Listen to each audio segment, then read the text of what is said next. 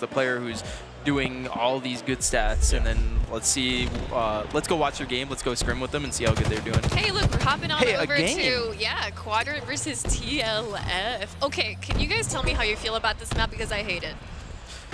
I do have to interject here. I just got word from our producer that both of y'all's next matches aren't setting up right now, but we want to give you guys enough time to start warming up, start meeting with your players and coaches. So we're going to let Wonderboy and Ryan Noob head off the couch. Thank you guys so much. Ryan.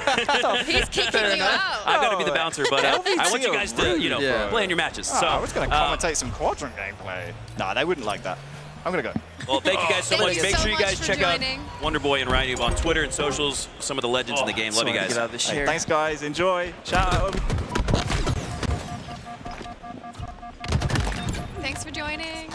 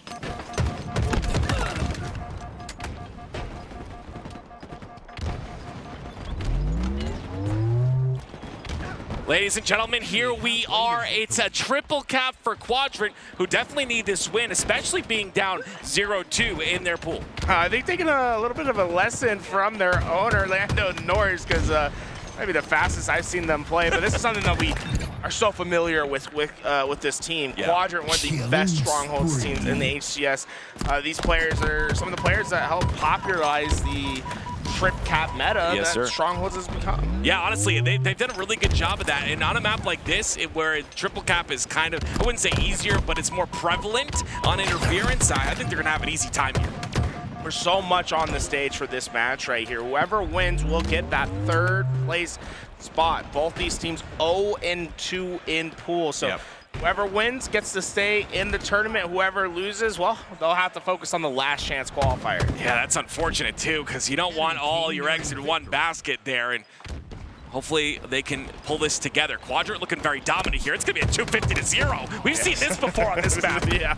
Well, hey, right when we say that, do go down. Let's make it 3. Rammy, big time clutch there. So we're not going to see the perfection. And in fact, well, we can start seeing a run for TLF. Can the impossible happen? It's going to be so tough. It's only 6 points needed for the side of Quadrant. And you see they're already answering back on the A side. 244-17. Overshield coming up. Quadrant going to be right on top of that. A great job by Quadrant to prioritize getting that overshield. They got A, but they didn't take any extra space. Instead, getting these extra shields and using it to parlay their way out. Yeah, 3 down already for the side of TLF. They're going to get C as well. This will be a couple points for them. C not being kept here. Finally, it is. They'll go ahead and get B on the nest side as well, as those double spawns happening on the bunker. Now, only 5 seconds for this team of TLF to get where they need to go, and there just is not enough time. A dominant win from Quadrant to start our series. Yeah, a little bit of a slip up there, but we knew they would come together, pick up the pieces, and make that happen. One of the best Strongholds teams in the HCS is Quadrant.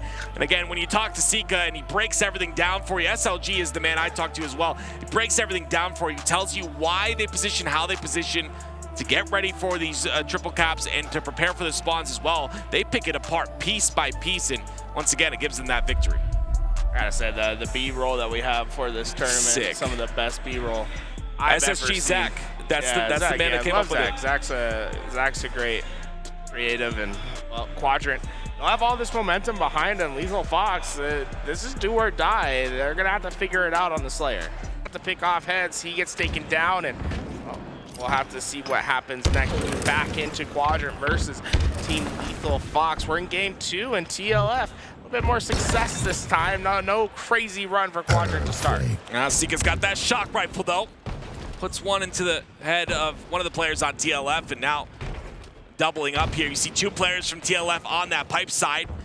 Sica's ready for them to peek, but not able to hit that headshot. Shock rifle running out of ammo here, but Sica doing massive damage, not getting cleaned up. TLF doing a great job of being frustrating for the side of Quadrant to take down. They split 2 players on opposite sides of the map, and they trusted themselves to win the fights they have. Trades start going in their way, and right now, I mean, 25 kills for TLF to the 22 of Quadrant. They have the lead. They just need to play trade for trade Halo. Quadrant find themselves on the back of C and inside a tower. Haines there really early, gets an early kill, but now he's got to play his life. He doesn't want to get traded out. Yakzn gets another kill. Haines gets another one. That's going to be 3 down momentarily for Quadrant, and it's TLF taking that lead and running away with it.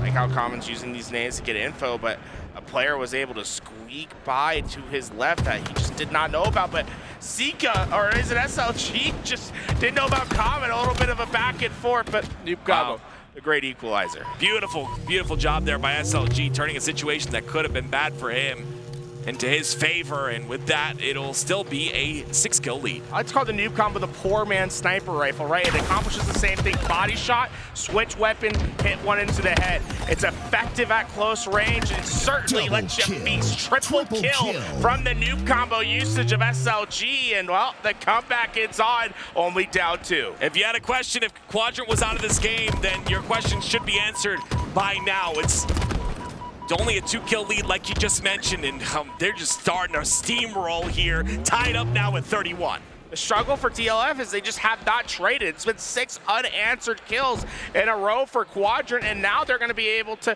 really simplify this game. They've spread out on the map. They know where these pushes are coming from. It's going to be tough for TLF to find these first picks.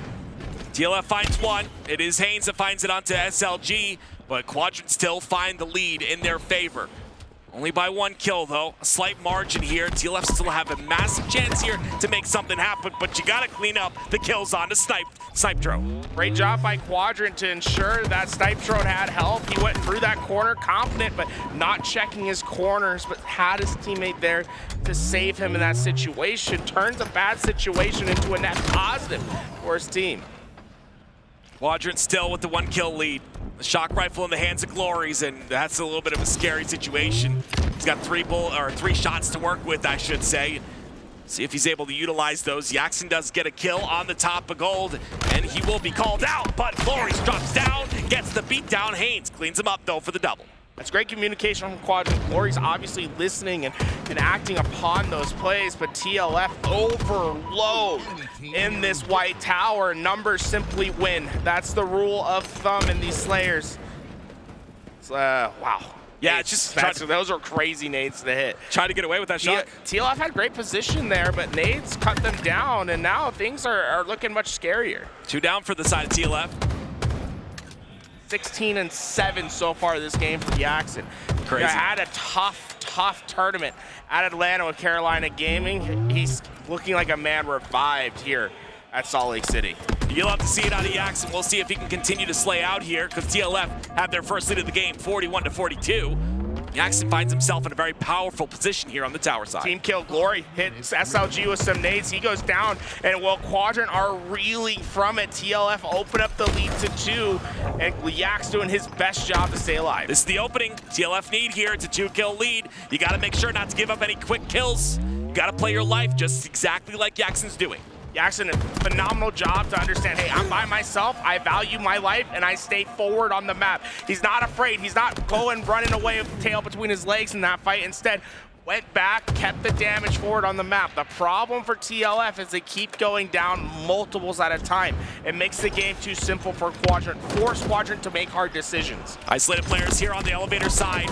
It is 3 isolated players not really isolated when you have all your teammates with you. GloryGGz makes a very aggressive push and goes down because of it. Haines gets a kill on the feed, so now we're at a tied game at 46. Snipedrone's position's known. They just know how to take care of him. The sticky was not enough for the kill in the moment, but the trades do come through. 48 all. 48-48. Haines trying to stay alive on the long haul side. It's 49 now for the side of Quadrant. Yakzn, first one to go down on the side of TLF. It is Sica who's trying to play his life here. Rammy has to win this fight, but Sica comes out on top. Quadrant lead 2-0. Great position from Quadrant to be at bottom A, catching Rammy by surprise, and Rammy having a bit of a game to forget there. A couple too many deaths for his team. Saw great moments from TLF, but we just need to see a stronger finish. You said it best. It was isolated players, right? Dying together, and then two players dying together, and the other two players isolated on an island. And Quadrant are just so good at pushing those advantages time and time again. We even saw a team kill out of Quadrant, and they still weren't able to capitalize on that 51 victory. kills for Quadrant, right? There you go, yeah. 51 for them to win that game. Live Fire Oddball gonna be our next game of choice. Up 2-0, we hop on board back with Quadrant versus TLF. They'll look to close out the series here with another sweep, and honestly, you kind of expect these types of sweeps, especially with players coming in from that open bracket. I think there's a large skill gap there, I believe, but I still do think there are upsets to happen, or upsets that can happen. We've seen it with Alpha Esports. So far, I mean, Quadrant gets that opening time, but Rammy, I feel like Rammy's always getting in that mixy fight when he needs to for his team. Is involved in every play. Quadrant does get that ball off, but Rammy's so active on the map early on. 5 kills already, and well, a sniper in his back pocket. All rotation towards the C side. Snipe's going to sit on the top of tower as the spawns come out from Quadrant, and they'll have full control of this side of the map, but the question is, how long can they hold that control? It's 3 down for the side of TLF. Rammy, the last player alive, in a great position on the top of tower. Doesn't have any snipe ammo utilized as well, so he will go down, and you see, immediately with 3 dead, Quadrant pick up the ball. Patient. This is Sica having a tough time getting that kill, but all things comes to those who wait. Quadrant slowly trying to get control of this map, and well, Sica's doing a great job with being a man. That's hard to kill. Island isolated for him for so long, was able to stay alive and eventually earn his team this ball. Push comes in from the Nest side. There's 2 players from the side of TLF, and Snipedrone in a very interesting spot here with no shields, has to defend this tower, but he gets traded out. And again, no team really taking advantage of that ball time just yet. There's not enough comfortability on the map to do so. Shots by Yak, but problem for Quadrant is Yak is just pestering him on the side. And although they get those kills, it just takes them quite a long time to get towards this ball. They do execute when they get there, but not before TLF was able to tie it up. Sniper coming up in 10 seconds. That's going to be priority for Lethal Fox on this respawn. Sica's ready for it. He also spots someone bottom center. I like this play. You get the first 2 shots. You have a repulse to get back up top. He doesn't have any more repulse to utilize, so that sniper will potentially be taken by TLF here. TLF still losing numbers, though. They go basically 4 down. Yakzn will be the first one up, but really can't make a play until the rest of his teammates spawn up. Look how reserved he has to be on the map. Didn't push up at all, and Quadrant able to get swaths of time because of it. Quadrant just taking advantage of every single situation here to get as much of that time as possible. Common, lots of damage taken by him. Also, Rammy, my goodness gracious. It's SLG as a singular player doing massive damage on the map. Max damage is what we like to call it. And I mean, Quadrant all the while, 62 seconds of ball time, but they go 3 down. Kill with that last player. He's gonna just have to try to work on the spawns for his team. Yakz's gonna move this ball all the way back towards tower, and he really is a bait for Common, but nothing Common could do. He gets isolated out. Quadrant, they're on their run. Glory's looking for some heads here. 2 down for the side of TLF, and the last 2 that remain are on that tower side. Glory's finds a shot. Looking for another one, but no more ammo to use. And I don't know how players don't realize that. It's a big old word. I don't understand how they don't know that they're just out of ammo. There's so much going on. I mean, it's so much to think about. Big old letters on your name. I'm also keeping track of the bullets.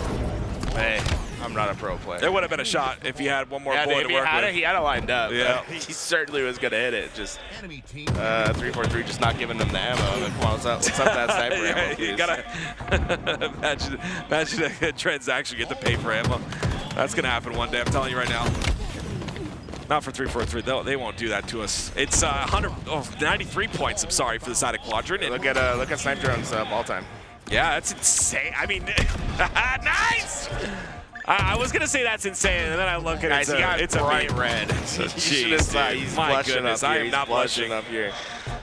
Oh man! But again, it's more respect shown out of Quadrant right there, right? They're playing the ball with just a tad bit of pressure coming out of TLF. They play that ball and just make sure to secure the first round, and they'll do so here unless some crazy things happen. Haines didn't want to sprint because he had camouflage, but he doesn't get there in time. Quadrant gonna be able to get those kills, and TLF, well, one round that can determine it all for them. They need to figure it out. There is no second chance. This is it for TLF if they want to continue their bracket run. Well, Glory's on the top center of the map, and TLF, they'll have another chance after this. Don't forget, ladies and gentlemen, we have that last chance qualifier. I believe it's happening during the winners semifinals, if I'm not mistaken. But us here at LVT will be covering that, and all of these teams have another chance to secure their spot at Worlds, which we always talk about. One of the biggest tournaments of the year, the biggest tournament of the year, and all teams and players practicing for that very day. Early sniper control from Quadrant's just making life easy. I think he just knows. I love watching Quadrant because you can tell they communicate well. Players get picked up. They don't really let players lurk out or make big impactful plays by just not being known or having information get lost into the comms. It's about making sure to have information on all 4 players on the enemy team. You've got to worry about your own players as well. There's just a lot that goes on in Halo, and to juggle all that just becomes tough sometimes for some of these lower seeded teams. But we see teams like Quadrant that belong in that bracket, right? They're gonna, unfortunately, if they win this series, I believe they'll start in that lower bracket, which is not, what we're normally used to seeing out of them. But regardless of that, I think they have a chance to pick it up. They've always played really on fire on Friday and Saturday, and then Sunday kind of squabble a little bit. So maybe this is the turn of the tide where they, maybe have a rough Friday, Saturday. How much space Quadrant has on this map. This might be working to the detriment of SLG. He has to be able to hold off until his teammates can get there. Quadrant was getting real wide with their push. It allowed TLF to get a better spawn, but it also creates a natural collapse as those players come back. So dangerous maneuvers from Quadrant that work out, and TLF, they're gonna lose a player. We'll take track of the score and